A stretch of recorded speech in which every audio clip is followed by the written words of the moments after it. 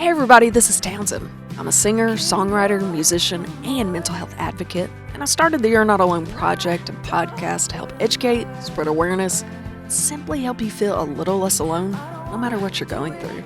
Thank you so much for tuning in to Season 2 of You're Not Alone with Townsend. Be sure to click the follow button and share these stories. You can also watch the interviews on our YouTube under Townsendtmusic. You can also keep up with the journey if you follow us on Instagram and Facebook at Townsendtmusic. Every like, follow, and share helps us continue to change lives. I am beyond honored to be partnering with Endure the Dirt. If you're from Arkansas, you've probably heard of this event, so go ahead and get your calendars out. This year it's going to be taking place on March 11th. That's a Saturday, so there's no excuse you shouldn't make it. So again, mark that down, March 11th. If you don't know what Endure the Dirt is, it's a 5K mud run that consists of obstacles that are basically to help healthy individuals understand what a cancer patient endures daily. This 5K takes place in Stuttgart, Arkansas at Max Prairie Wings. Now, there are going to be people there to help give you a boost and give you encouragement to conquer each task, just like a cancer patient will have their caregivers, family, and friends. They want you to understand what cancer patients have to endure when they go through rounds and rounds of treatments. The treatments can bring side effects that are incredibly undesirable. They can make you so sick you can't do anything. So why do we pick March? Because of the weather. Cancer patients have to deal with extreme circumstances that are incredibly uncomfortable, and we want you to be uncomfortable, just like they are. We want to take this event and help you understand just a little bit of what they go through with this terrible disease. So the race again is going to be on March 11th, Stuttgart, Arkansas. Hop online. You can go to adventuresignup.com, snag your tickets, let them know that you're coming. Let's help raise money and awareness for cancer patients and treatment. For all details, make sure to go to personalpeprally.org. We'll see you there. What is up, everybody? I am so excited about this episode of You're Not Alone with Townsend. I think I said that every episode because I am so excited. Every story is so inspirational. Every story has changed my life for the better. I'm learning so much from my guests, and I hope you guys are too. Today, I'm really excited. Okay, so I met Raysha. Gosh, it's probably been a couple of years ago before COVID really got going. She came out to a couple of shows of mine. I like to play music. If you guys didn't know that, I play that full time. She came out to support, and honest to goodness, Raysha, you just glow positivity. Like, I think you're the most precious person ever. I was telling her, I've told you twice now, if I could pull off the shaved head like Raysha does, I would not have hair. Like, let's just be for real. You are gorgeous and just the most precious thing ever. Thank you for joining us. Absolutely. It is truly a privilege. I tell you every time anybody that says, "Hey, will you give me some of your time because you want to hear what I have to say?" I'm like, "Yeah, Sign me? me up. I love Okay." it. I love It's it. it's humbling to think. It's humbling to think when we are living in an era where people don't make time for you. If somebody says, "No, I choose you and I want to make time for you," you honor that. So thank you for having me. I appreciate it. What a great way to look at it. I love that so much. So, Raysha, we hit it off because one of our counselor friends introduced us. Raysha is a counselor in the Little Rock, Arkansas area, but I will let her introduce herself. But just kind of to give you a heads up, we're going to be chit chatting about what mental health looks like specifically in the Black community, which I love learning about. We discussed this last year with one of my buddies in Little Rock, and she discussed growing up in the Black community and what it looked like for her. But every story is unique and original, and I'm excited to hop in this with you. So, Raysha, give us a little description of yourself. What's your job title? Where are you from? Things like that. Yeah, absolutely. So, Raysha Clark, I am a neurotherapist and I'm licensed in Arkansas as a licensed professional counselor. So, neurotherapist just sounds fancy. It only means, Townsend, that I believe that the brain is what we need to look at to dictate how we can fix behaviors, right? So I really use a lot of brain-based and body-based therapies when I have clients come into my office. I have a group practice here in Little Rock off of Markham. Woo woo. I'm super excited about that because I can now say group, as I am in the process of hiring my first counselor to come on board with me. That's Lots of amazing. fun. Yes, it's super exciting. So love it. So I'm the CEO, insert ball-headed hair flip, and owner of the Collective Here, Counseling. let me do it for you. Yeah, there you go. Mm, Flip it for me, I please. got these curls for you. There you go. I love it. Let me see. So that's what I do. Those are titles. I'm also a mama. I got 3 kiddos. They are 19, 15, and 6 in drastically different areas of life and need me in drastically different ways. I love it. 19. No way you have a 19-year-old child. I know. Stop, Raysha. You look 30. I know. Let me tell you, Not I know. even 30. You aged. Raysha, you got it going on. I'm so envious right now. Thank you. Yeah, I love it. Okay, I had no idea that was your title. I'm gonna be honest. I thought you were just, the licensed counselor. So how cool. Neurotherapy. I love that. The brain is something I'm so passionate about. Yeah, How absolutely. cool. And I think it's finally catching momentum that people understand that there are ways outside of just a pill to kind of see, because I think it's so funny. I heard a psychiatrist say in one of his audiobooks, why is it that psychiatrists are asked to be a doctor and a professional on an organ that we never actually look at? If you never examine the brain, which is the catalyst, the reason, the system that causes us and our whole existence to be in existence, why not look at that thing? So Oh, anyway, that really resonated with me and I just kind of stuck with it, started doing more specialty work in neuropsychology, and ta-da, here I am. I am even more blown away. That is amazing. That is so cool. What in the world got you interested in mental health to begin with, like the counseling aspect? I want to personally thank you for taking the time to listen to these conversations. It truly means so much. We've changed so many lives for the better, and we want to continue doing so throughout 2023. This project is made possible by sponsors and patrons. So if you'd like to help keep the You're Not Alone project going and hearing these amazing stories, we would love for you to join the family at patreon.com/TownsendTmusic. Just for signing up, you'll get free merch, discounts, and behind the scenes patron only footage. Not only of my music, but of each episode. That's right, so each guest on every episode answers a few more questions that only patrons will be able to watch and listen to. So head on over to patreon.com/TownsendTmusic and let's continue changing lives. Yeah, so honestly, it's twofold. I got out, so I was active duty Army for about 10 years. I got out. Raysha, stop it. What have you not done?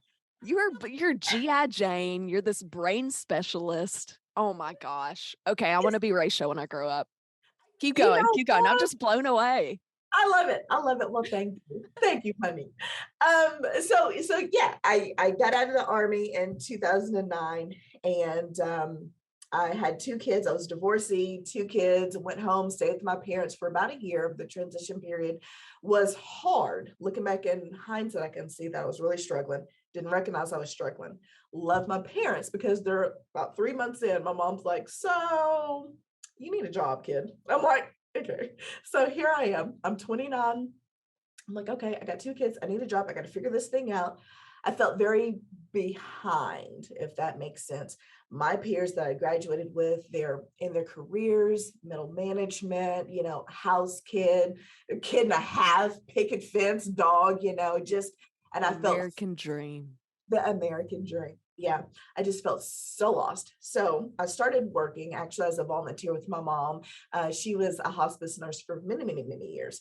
So they needed bereavement counselors. And I was like, okay, fine, whatever.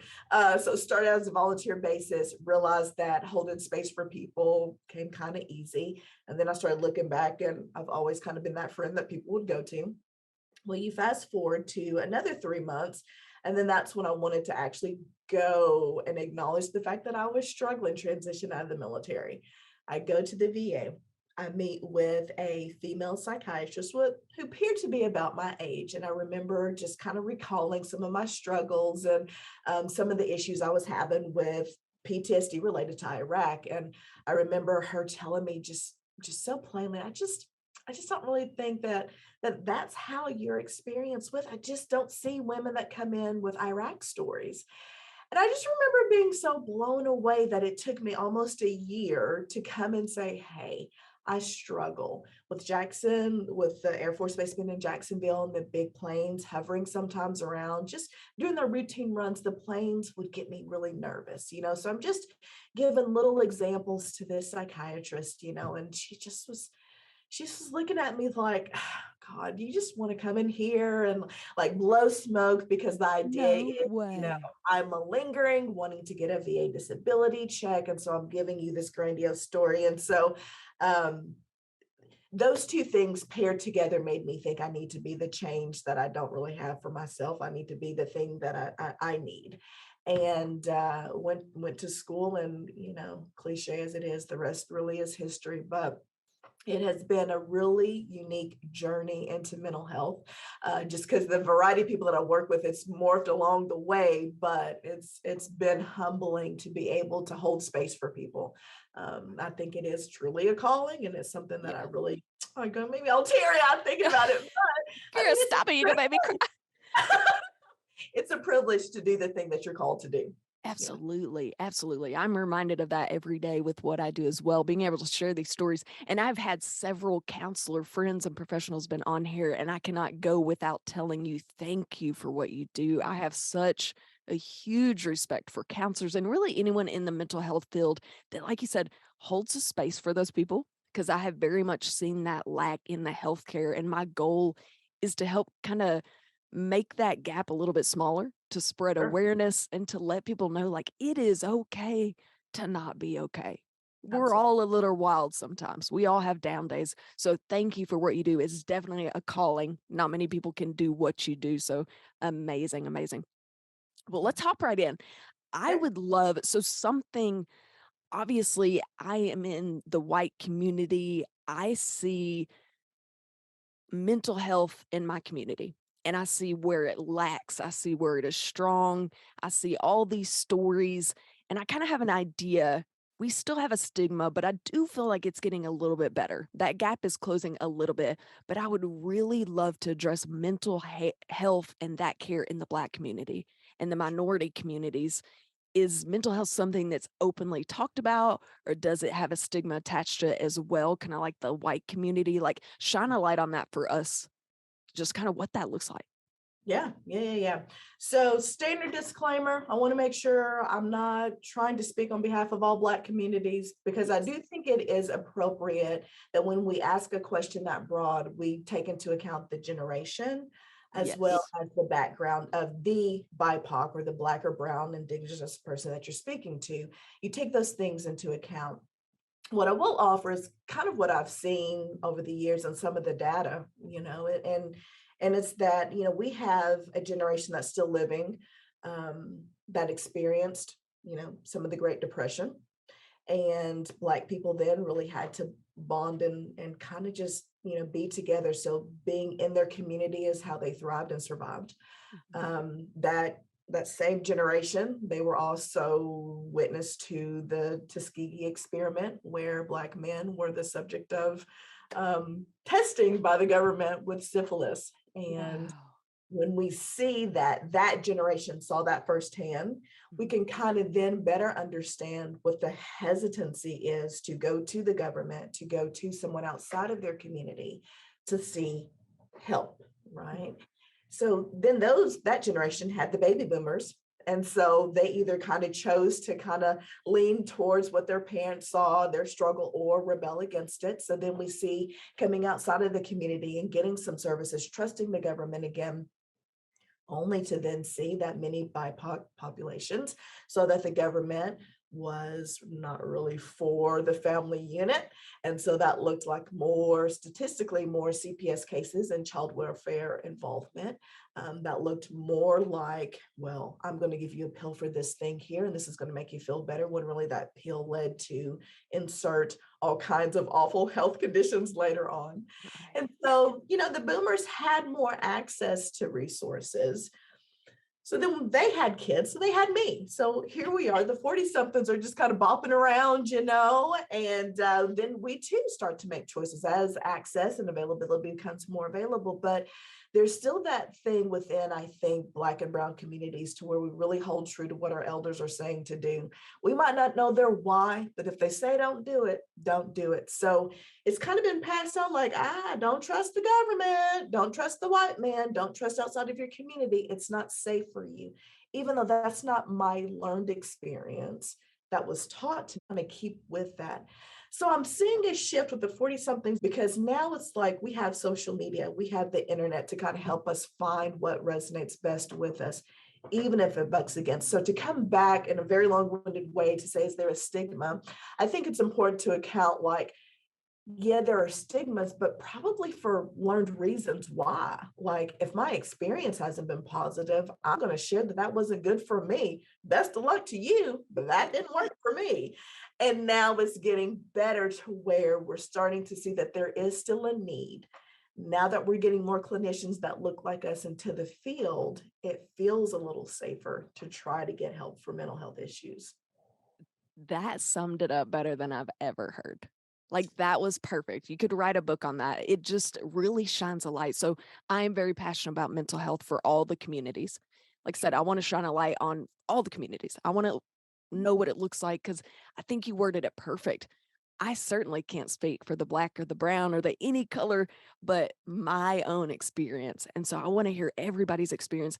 In every episode, at some point, we make the point to say, this is just our story. This doesn't relate to everyone else. This isn't written in stone. So don't take this, take it with a grain of salt. This is what we've experienced. We're simply trying to share what we've seen, what we've learned, and share light from there.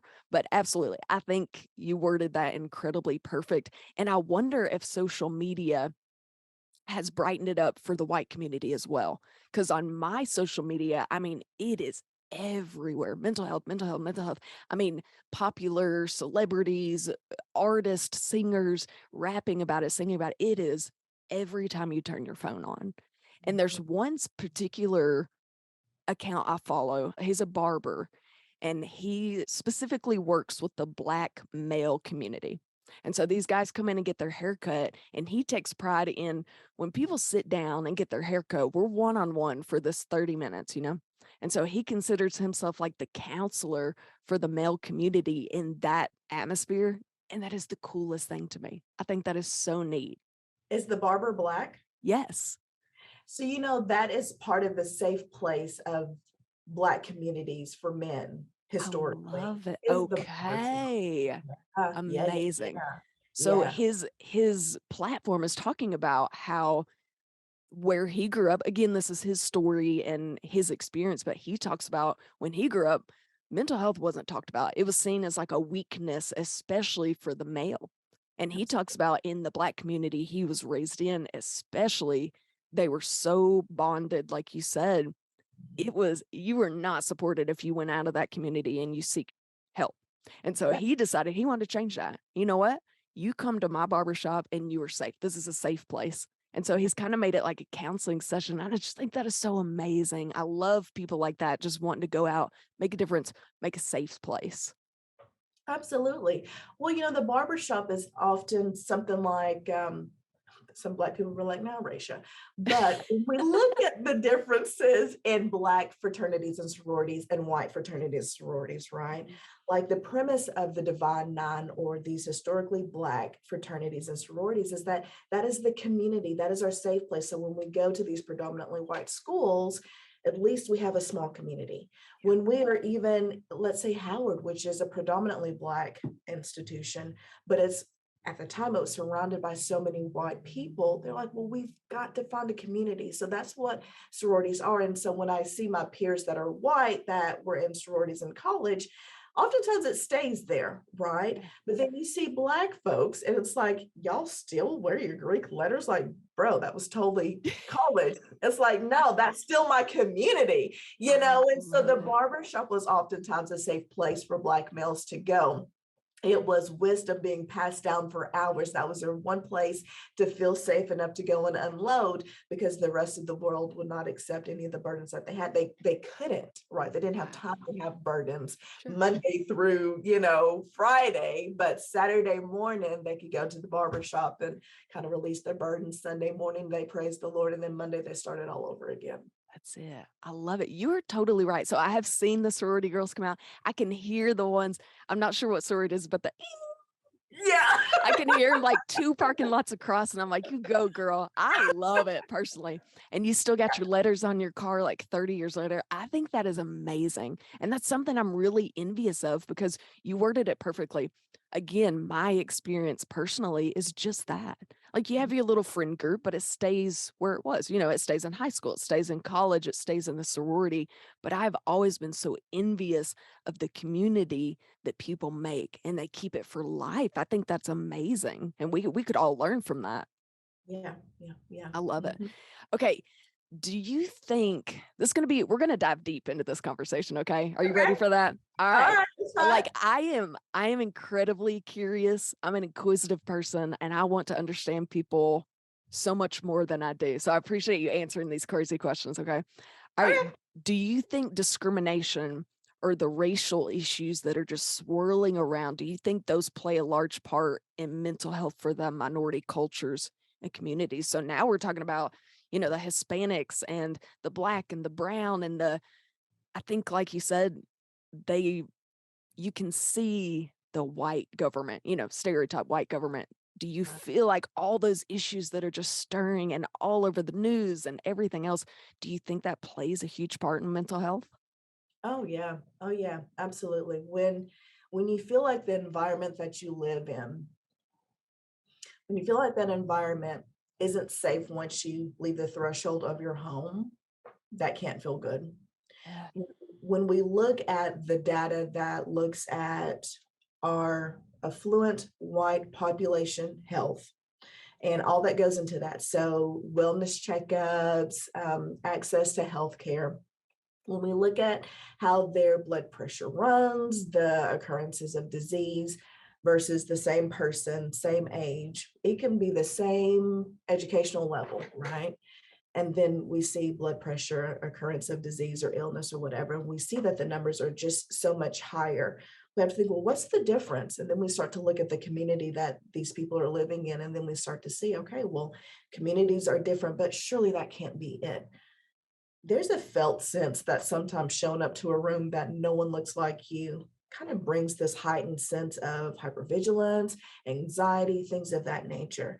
And so I tell my clients when they come in, if you don't ever bring that down, your homeostasis stays here. This is your norm, this hypervigilance, this very anxious state. But if this is your ceiling, that's all you have to work with. And every new day is going to bring you stressors. If you start here, your ceiling is here, day stressors come. That's when we start to see when people come out and their environment does not feel safe, we start to see that their blood pressure, that their occurrence of illness is so much higher. If that's not a burden for you, then your homeostasis is down here and your ceiling is up here. So you have plenty of space for your stressors to wig you out during the day before you get to your ceiling. Yeah. So whenever you have just the privilege of showing up and you don't have to be anxious or aware because it doesn't matter what you look like because you're the majority there, that truly is a privilege that it doesn't even seem like a thing. It's like, well, this is how I wake up every day. I wake up as a white woman. Yeah, I get it. And I don't want to discount that you had nothing to do with some of the systems created. However, can we hold space for the fact that there are some spaces that it's okay for you to be just as you are, where if I go in all my bald headed glory, might not be the case. Now, I'm bold. So Yeah, many you times there's girl. not too many environments that are going to unnerve me. However, that doesn't mean that there aren't some that historically over the years have not caused my sense of calm, peace, and what we call is our autonomic nervous system. So if our autonomic nervous system has a homeostasis that's up here that's dysregulated, it really does not do well on the body. So to answer your question, I think when we see some of the racial tensions in our community that goes on, and it just seems like it just keeps going. And then we have it on our phone, direct access as we're going to bed, thinking about some of these same things. It's like our central nervous system never really gets a break from the distressing things. If we don't get a break, that's where that homeostasis and the heightened anxiety just rises up and it stays there. And then we go out into the world and then have to see, okay, is this a safe place? Yes, no, yes, no, yeah. Okay, it's safe. Wow. You Yeah. know, and then to the Man. next place. Yeah. Yeah. What a thing we take for granted. So I would love for everybody listening just to think about that. Sit on that for just a minute. That really hits home for me. So we wake up, part of my mental health, something that I do for self-care. I try to think of little things, tiny things that I'm thankful for. And so I've told this before on podcasts, but there's something about when I lay to bed at night, I think, I am so thankful for this bed. I'm so thankful for these four walls, for the ceiling. And that just added a whole new one. I'm so thankful I can walk into the grocery store and not have that stressor. Like something we take for granted all day, every day. And, I've even thought asking that question. Like I said, it's all over social media, and you address that as well. And it makes my blood pressure rise just Mhm, knowing that that is going on. And mhm. so you make an amazing point. We don't even think about, oh, yeah, people live that truth. Right, right. Like you see all these stressors all the time, but people walk into places and have to immediately assess, is this safe? Is it not? Yeah, So I love that you pointed that out. That is something that we, for sure, myself included, take for granted. I love that.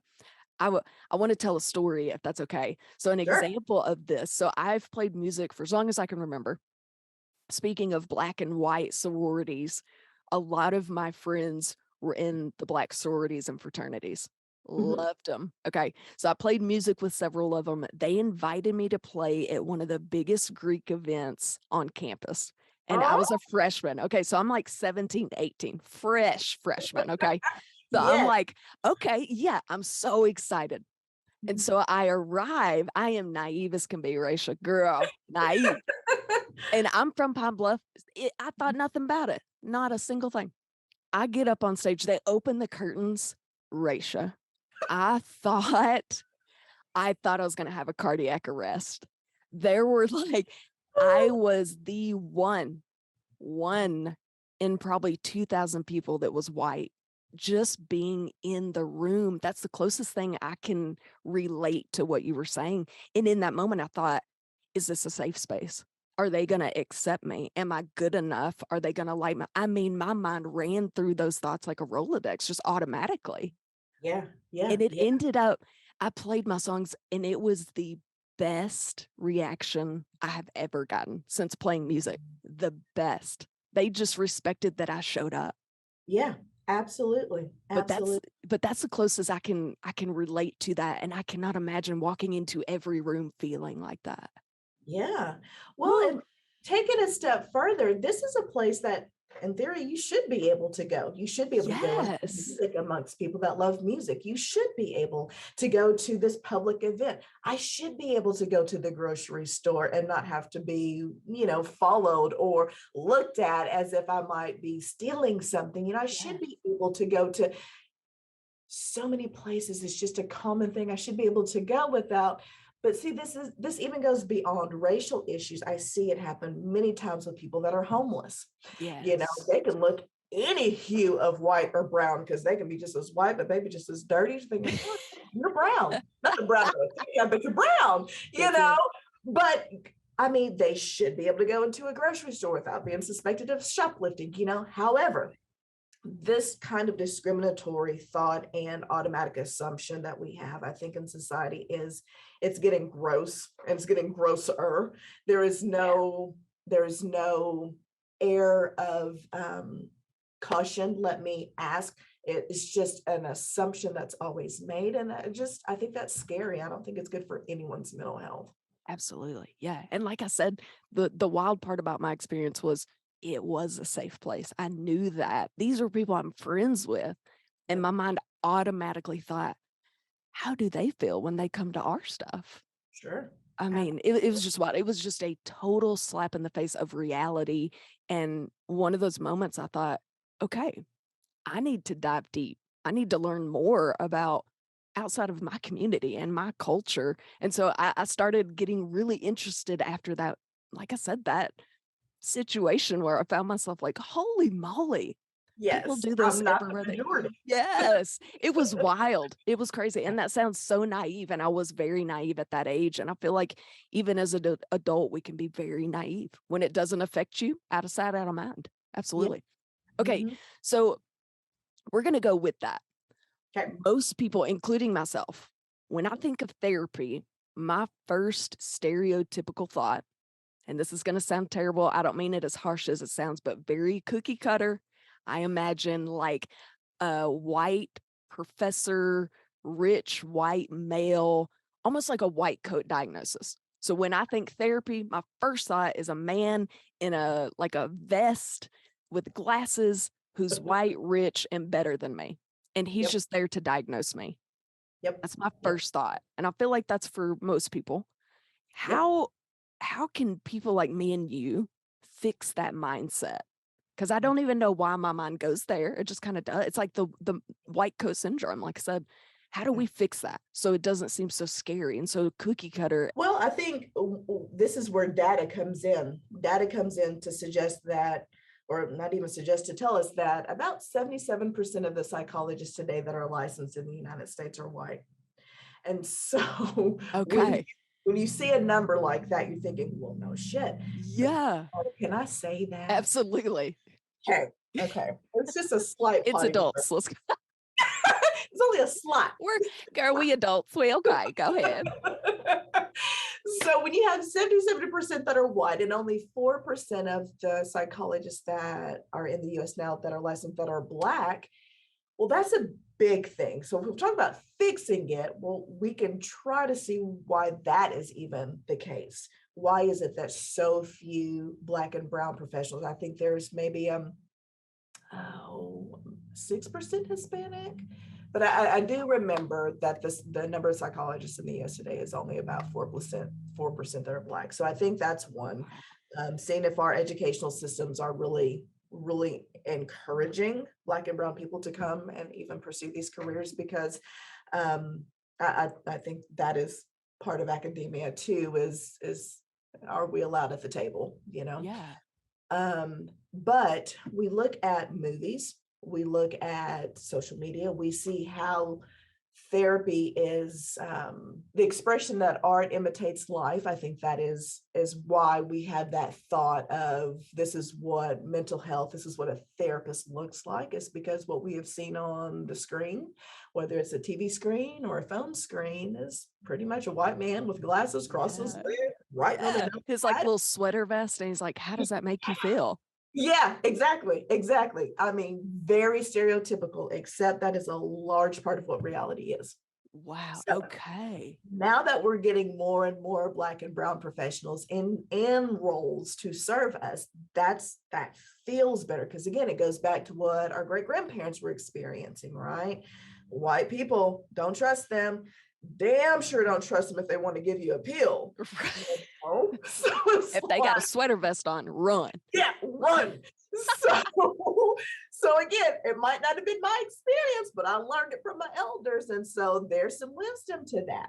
And so when we stop relying on the white man to be our savior, which is a thing, again, that is very prominent in Black and brown communities, it's like, I need a white person to save this thing for me, right? If it's not a white person to do it, I don't trust it. So there is even that.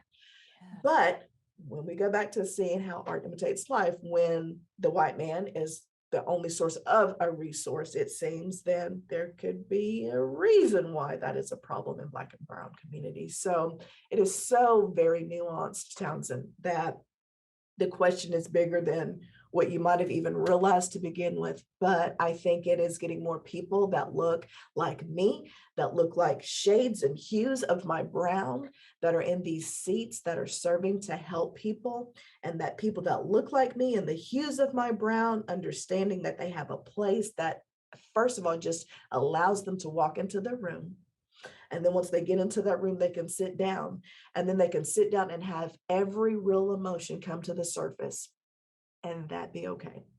I love That that. has to happen. That has to happen. And that takes Black and brown people doing their own work to make sure they can hold space for people's vulnerabilities, because it takes a lot. That's why I say it is a very big privilege and honor for me to be able to serve people as a helping professional. Because when they come into my office, when they come in that door and they sit on my couch, they chose me. Whether they had a list of therapists to choose from, whether they were mandated, they still made the choice to come, and they come to see me. And I have got to be able to hold space for whatever they give me in that moment. And so when their vulnerability comes up, whatever that looks like, they chose me to hold it. So I'm going to do the very best that I can to hold it, so that those stigmas that therapy is not safe can be broken, one person, one experience, one session at a time. It's a big deal, but it is a privilege. It is definitely a privilege. Man, I love that. I love that so much. I said this earlier, but I hold you guys on such a pedestal. Any type of counselor or therapist, I don't know how you do it. Life is hard enough without Right. carrying everyone else's burdens. So it's just amazing. And I think that's perfect. I never thought about that. The picture we are fed all the time is the white male in the white coat, and even female. Like, I know you and several other therapy females, but my mind still goes to that picture we're fed our whole life. That's wild. I hadn't thought Right. about that. Yeah. Okay. So, what could be said to a loved one, maybe in one of these minority communities, that may be struggling with mental health, but not seeking help? Mhm, Like, mhm. what's a sensitive way to go about that? Yeah. So if it were me telling another person that looked like a Hugh or Brown or looked like me, it would be something like, what's keeping you from doing it? I want to know your why. We have social media that's given you so many different options and resources. Why don't you trust it? Yeah. I'm always curious why a person can know to do better, know that they should be doing better, but they're choosing not to do better. I want to know the why. And I think that's something that you can do outside of the field, right? Like you as a human interacting with another human, if they know they're struggling, if they know they're not doing right, if they know they're not doing well, ask them, okay, why aren't you making a step to change? And then when they give you their why, then you can go into like, well, you don't know. Well, girlfriend, look at this. Homeboy, look at this. Then you can offer resources. If it's, hey, I'm not able to take off from work, which is what I hear a lot. Hey, that you can actually do therapy in your bedroom, in your car, and whatever. Well, Raysha, I don't have the money for it. That's a huge one. Many people don't know that the insurance that they have actually will pay for mental health services. It is thought of that, well, this is only to go to my PCP. That's Right. that's what health insurance is. It's only to go to my doctor to check my height, my weight, my heart, my that. Yeah, they don't think of mental health as a medical field. Okay. So I say, well, your health insurance is probably pretty expansive. You should probably call the number on the back to see, hey, could I go and see a mental health therapist? And most times than not, yeah, they actually do have covered benefits. So sometimes it's the money thing. They have the resources in their hand, then they just don't realize it. Absolutely. I would not know that. Honestly, I wouldn't know that insurance covers so much mental health. I love that. That's kind of a newer thing as well. Yeah, yeah, yeah, I yeah. love it. I've had people, so I have had close relationships with people, and I will say, what's really helped me is therapy and just having an outsider's point of view, a professional point of view. Literally, there are times I just need someone that's licensed to tell me you're okay. The way Mhm, you're handling that is okay. And that's mhm. worth it to me. And I've had friends that have said, well, therapy's for you, not for me. And that's their only why. And I don't even know how to respond to that. I'm just like, I really think it's for everyone. I mean, it just kind of shuts you down. I'm like, I don't know. What do you do? Well, in almost every speech I do, I mean, every time I'm invited to go somewhere, I'll always say, every human that you encounter needs a therapist, including you. Many times people are like, oh, they're crazy. Ooh, they got issues, but they Hmm. never turn that back to themselves. So I'm like, everybody, and therapy really is your one place to be your very best authentic self. And if your authentic self, the very best version of that is angry, is snippy, is snooty, is weepy, is depressed, that is the one place that you get to practice that for 1 hour of the 168 hours in a week. You get 1 hour to practice being your authentic self. That is what therapy is. So if it's just for you, ask them, well, you don't want a safe place to practice being all of you? Really? Love it. Yeah. Okay. Girl, I'm not even gonna lie. I walked in first time. It was the hardest phone call I ever made was to go to therapy. Because of that, I thought, oh my gosh, I'm admitting something's wrong with me. I realize now that's not the case. I had gone through a lot of trauma. I wasn't going to get through it by myself. I'd done all the steps. And so I finally go to therapy. First session, I sit down and I'm like, oh God, like, it just, Yes. I thought I was going to be good. It took 0.3 seconds to sob my eyes out. And I felt so much better. I just needed to, Yes. needed to be myself. Yes, you are not alone. I tell you, it is rare that is not the case. Yeah. I'm not a crier. I'm not a crier. Literally. Did you Okay, watch my session? Were you there?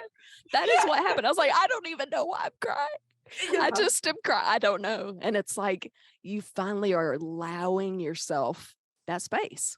And it's just overwhelming emotionally. It's amazing. I would recommend it to anyone, everyone. I'm a huge advocate for therapy, obviously mental health as well. Okay. So how could we do better as a whole for all the communities, but especially since we're discussing it today, the Black, the brown, the Hispanic, the minority communities, especially, how can we do better with mental health in those communities? Yeah.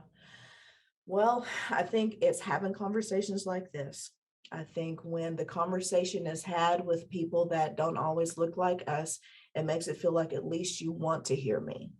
And I think that's a big part of it, Townsend. I mean, you're doing amazing work by letting people outside of your immediate community, and again, immediate community can be your musician community, it can be your cultural community, but you're letting people outside of your immediate community see your vulnerability, which makes them feel, you want to be vulnerable? Maybe I can practice that vulnerability too. So you keep doing what you're doing.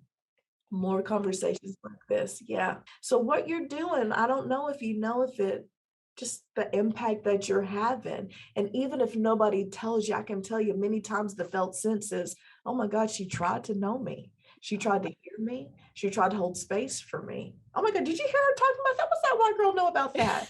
You know what I'm talking about? Our community. Exactly. I will say I discussed this last year, like I said, in a different light, but wanting to shed light on the minority communities. And Raysha, the guest called me right before we went on, shaking, just petrified that she was going to word something incorrectly, that someone would look at her because she told a story wrong. That she held all this weight for her community on her shoulders.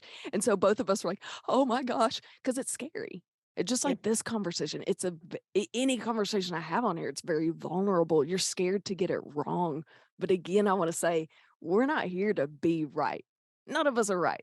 We spend our whole life trying to figure it out. So I love that. And I 100% want to hold space for everyone and anyone that has a story. And I love that just so much. And I want people to know in any community, in any space, that there are people that want to hear you. So thank you for that compliment. I love that so much. That makes me feel so much more at ease.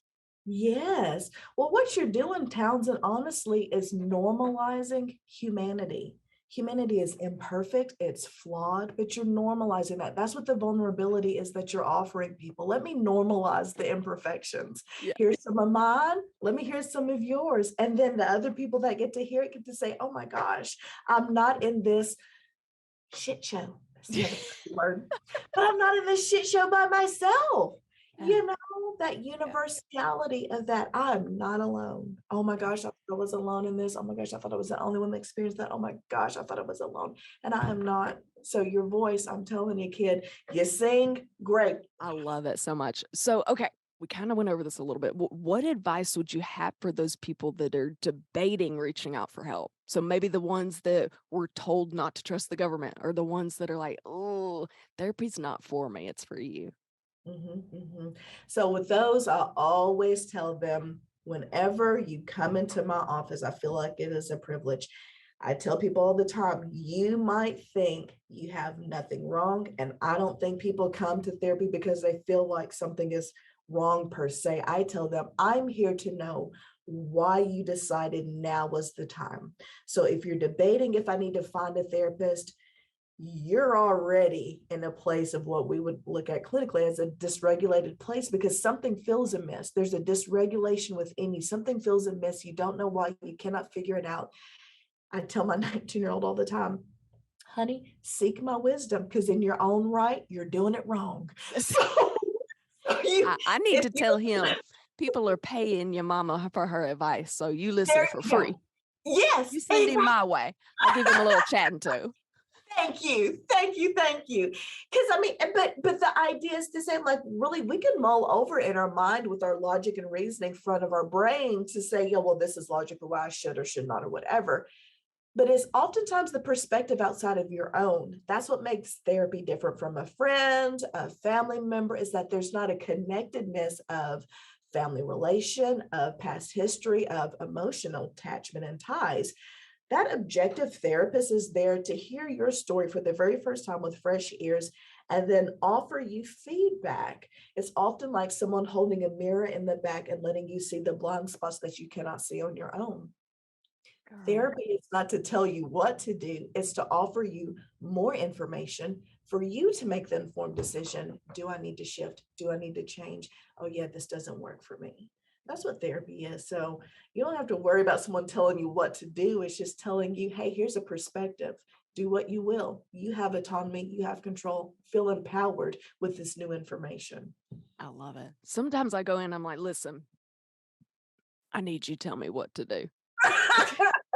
Yes. It never works that way, but I'm like, I need you Yes. to tell me what decision to make. Okay. Yes. It happens every client. I do it to my own therapist. I do. She's 74. I love her to pieces. I'm like, no, tell me. I need your wisdom. That's it. What do you think I offer that you don't have? I'm like, stop being a therapist. Exactly. Stop. I need you to tell me the answer. I need the right answer. Yes. That's it. That's it. I love that so much. Okay. Yeah. I always ask my guests what self-care looks like for them. So especially from your point of view. So what does that look like for Raysha? What does a self-care day look like for you? Yes. Well, let me just preface by saying, a business owner and a single mom of 3 kids, there's not a whole day of self-care. Oh, I cannot imagine. Bless you, woman. But if I'm having some mommy time, that looks like me going to my favorite restaurant, sitting in the corner by the window with my book, my big old glass of a Malbec from Argentina, and I'm eating my favorite Brazilian food. People watching, I'm reading. It is 2 hours of me sitting and really tuning into me, the people around me, and I engage as I want to. Because as a therapist, I have to be on for people all day long. Then I go home. My 3 little people need me to be on all day long. And so when I have those little snippets of time to where I don't have to be on for anybody, I oftentimes don't choose myself. I choose to go to sleep. Yeah. So I'm off for real. Turn the light out. Yes. I don't even know I'm being good to myself. I'm going to sleep. My body needs it. But if I'm going to be intentional, it is oftentimes just going to get a pedicure or going again to my favorite restaurant. It used to, this is when I knew I needed to get some help. Self-care actually looked like rugby in my 20s. No way. It did. Dadgummit, Raysha, you might be the most interesting person I've ever met. Stop it. Everything you say, I'm like, no way. Yes way. Rugby it was a legal way to get aggression out. And it's like, this is not healthy to want to hurt people. This is not a legal way to pummel another woman. Okay. Yep. I am now terrified of you. I don't know. For people that can't see me, I'm approximately shaped like a pretzel. like a stick pretzel. So Raysha could take me out with just a thump. Now I'm terrified. She's G.I. Jane and God, what can you not do? What can you Well, I not don't do? sing. See, I don't sing. But Okay. every time I see you perform, I try to sing with you. See, Yes, I I like do. I like it. I take the support. I love that. Okay. Wow. Those are either chilling with a book or knocking somebody senseless. Okay. I Yeah, like it. I yeah, yeah. like the variety there. I mean, I'm just saying. I love it. Oh my goodness. Raysha, thank you so much for joining us. It has been such a pleasure. It, gosh, literally, we talked about this earlier. This is such a sensitive subject. It can be, but it's something I want to show light on. We talked about this a couple of times now, but this is just our story, our independent, original, unique story. But we just want to show what we got going on, our advice from our point of view. And so take that how you will. Raysha, I appreciate you being vulnerable and open and sharing your infinite wisdom with us. It's been such a Oh, blast. I appreciate it. hey, well, thank you for the invite. I tell you, it means a lot to me that you even invited me. So thank Gosh, I you. would love to. You've got to come back on. I would love to talk to you about the military, like your service. Yeah, Let's do absolutely. it. We'll book it. Okay. I'd Sounds like a love to plan. have you back. Yeah, Thank absolutely. you so much. Okay, have a good evening and we will be in touch, okay? Sounds good. Take All care. right, see you later. Okay, guys, if you're in the market to buy or sell, I have the perfect company for you. Clark & Co. Realty is located in the Benton, Bryant, Arkansas area, but they're able to serve you no matter where you're located in the state. They've streamlined the process of buying or selling a home to make it so much easier. They have a team of industry experts that make sure you have access from anything you can think of. I'm talking from local home inspectors to painters to gardeners and so much more, just to provide you with the best service possible. They're dedicated to providing the most up-to-date market data in the area. And I think the coolest part is if you go on their website, you can use their easy-to-use fast property search. You can even create a custom market report to see what's active, under contract, and sold in your neighborhood. Their team is made up of caring, knowledgeable professionals that work around the clock to help you with the process of buying and selling your home. So again, if you're in the market to buy or sell, Clark & Co. Realty is definitely the company for you. Tell them Townsend sent you. Let's be honest. I think we could all use somebody to talk to every now and then. Healing Path Counseling in Conway, Arkansas is 100% my go-to when it comes to therapy. Wendy Blackwood has more credentials than letters in the alphabet. She's won awards for her outstanding services and has a whole page of board memberships. Basically, she knows what she's doing. She works hard to help equip you with the tools needed to live your best life. She even offers a variety of services, including, but not limited to, cognitive behavioral therapy, technology-assisted counseling, relationship counseling, and EMDR. Trust me, I know therapy can be intimidating at first, but let me assure you, Wendy does her best to make you comfortable and find the best solutions and plans for you. Trust me, don't wait to make the call. Give Wendy Blackwood at Healing Path Counseling a call today.